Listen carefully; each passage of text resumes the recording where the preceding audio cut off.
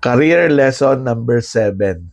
Get comfortable with conflict and difficult conversations. Aminin natin, sa Pinoy work culture, importante yung pakikisama di ba? Kaya madalas, mga tao may iwas kaysa makipagdiskusyon. But here's the truth, avoiding conflict limits your leadership growth. Sa taas ng career ladder, no, sa mga senior role, you'll need to give feedback to people. You need to challenge ideas. You need to resolve misunderstanding without destroying relationships. In fact, kailangan mo siyang i-maintain, kailangan mo siyang i-strengthen. So, leaders may not be the loudest person in the room. They're the ones who are able to say, may concern ako, pwede ba natin pag-usapan? So, paano magsisimula? Ito, matuto ka ng mga conversation frameworks like yung sa feedback giving, yung SBI technique, situation, behavior, impact. Pero video para dyan.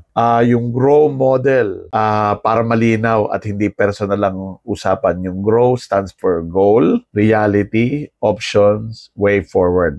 Read up on that. Yung conflict well-handled shows maturity. Conflict avoided, red flag yan sa leadership readiness.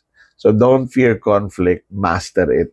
Because real leaders face issues, they don't tiptoe around them.